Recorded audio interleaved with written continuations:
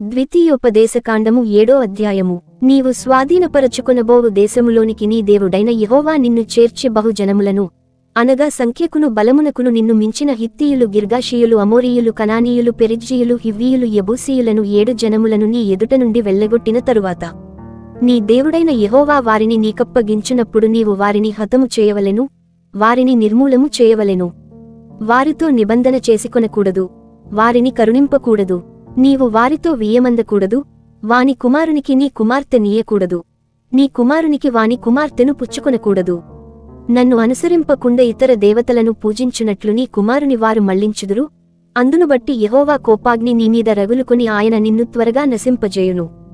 కావున మీరు వారికి చేయవలసినదేమనగా, వారి బలిపీఠములను పడద్రోసి వారి విగ్రహములను పగులగొట్టి వారి దేవతా స్తంభములను నరికివేసి వారి ప్రతిమలను అగ్నితో కాల్చవలెను. నీవు నీ దేవుడైన యెహోవాకు ప్రతిష్ఠిత జనము. నీ దేవుడైన యెహోవా భూమిమీదనున్న సమస్త జనముల కంటే నిన్ను ఎక్కువగా ఎంచి నిన్ను తనకు స్వకీయ జనముగా ఏర్పరచుకొనెను. మీరు సర్వజనముల కంటే విస్తారజనమని యెహోవా మిమ్మును ప్రేమించి మిమ్మును ఏర్పరచుకొనలేదు.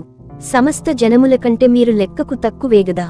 అయితే యెహోవా మిమ్మును ప్రేమించువాడు గనుకను, తాను మీ తండ్రులకు చేసిన ప్రమాణమును నెరవేర్చువాడు గనుకను యెహోవా బాహుబలముచేత మిమ్మును రప్పించి దాసుల గృహములో నుండి ఐగుప్తు రాజైన ఫరో చేతిలో నుండి మిమ్మును విడిపించెను.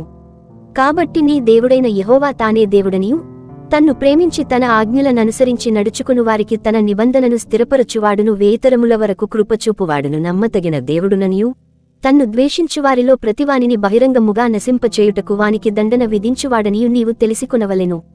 ఆయన తన్ను ద్వేషించువాని విషయము ఆలస్యము చేయక బహిరంగముగా వానికి దండన విధించును. కాబట్టి నేడు నేను నీకాజ్ఞాపించు ధర్మము అనగా విధులను, కట్టడలను మీరనుసరించి నడుచుకొనవలెను.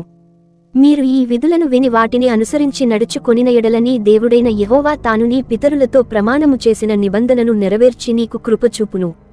ఆయన నిన్ను ప్రేమించి ఆశీర్వదించి అభివృద్ధి చేసి నీకిచ్చెదనని నీ పితరులతో ప్రమాణము చేసిన దేశములో నీ గర్భఫలమును, నీ భూఫలమైన నీ సస్యమును, నీ ద్రాక్షారసమును, నీ నూనెను, నీ పశువుల మందలను, నీ గొర్రెల మందలను, మేకల మందలను దీవించును. సమస్త జనముల కంటే ఎక్కువగా నీవు ఆశీర్వదింపబడుదువు. నీలో మగవానికేగాని ఆడు దానికేగాని గొడ్డుతనముండదు, నీ పశువులలోనైననుండదు. యెహోవా నీ యొద్ద నుండి సర్వరోగములను తొలగించి నీవెరిగియున్న ఐగుప్తులోని కఠినమైన క్షయ వ్యాధులన్నిటిని నీకు దూరపరచి నిన్ను ద్వేషించు వారందరి మీదికే వాటిని పంపించును. మరియు నీ దేవుడైన యెహోవా నీకప్పగించుచున్న సమస్త ప్రజలను నీవు బొత్తిగా నాశనము చేయుదువు. నీవు వారిని కటాక్షింపకూడదు, వారి దేవతలను పూజింపకూడదు, ఏలయనగా అది నీకు ఉరియగును. ఈ జనములు నాకంటే విస్తారముగా ఉన్నారు, నేను ఎట్లు వారిని వెళ్ళగొట్టగలనని నీవనుకొందువేమో. వారికి భయపడకుము.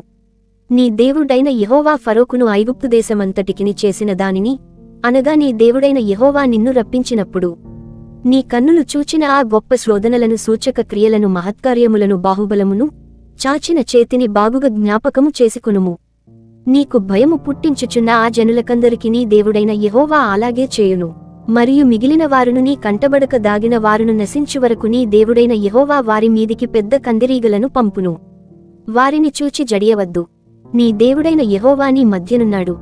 ఆయన భయంకరుడైన మహాదేవుడు. నీ దేవుడైన యెహోవా నీ ఎదుట నుండి క్రమక్రమముగా ఈ జనములను తొలగించును. అడవి మృగములు విస్తరించి నీకు బాధకములుగా నుండవచ్చును గనుక వారిని ఒక్కమారే నీవు నాశనము చేయతగదు, అది నీకు క్షేమకరము కాదు. అయితే నీ దేవుడైన యెహోవా వారిని నీకప్పగించి వారిని నశింపజేయు వరకు వారిని బహుగా తల్లడిల్ల చేయును. ఆయన వారి రాజులను నీ చేతికప్పగించును. నీవు ఆకాశము క్రింద నుండి వారి నామమును నశింపజేయవలెను. నీవు వారిని నశింపజేయు వరకు ఏ మనుష్యుడును నీ ఎదుట నిలువలేకపోవును. వారి దేవతల ప్రతిమలను మీరు అగ్నిచేత కాల్చివేయవలెను. వాటి మీదనున్న వెండి బంగారములను అపేక్షింపకూడదు. నీవు దానివలన చిక్కుబడుదువేమో గనుక దానిని తీసుకొనకూడదు. ఏలయనగా అది నీ దేవుడైన యెహోవాకు హేయము. దానివలే నీవు శాపగ్రస్తుడవు కాకుండునట్లు నీవు హేయమైన దాని నీ ఇంటికి తేకూడదు. అది శాపగ్రస్తమే గనుక దాని పూర్తిగా రోసి దానియందు బొత్తిగా అసహ్యపడవలెను.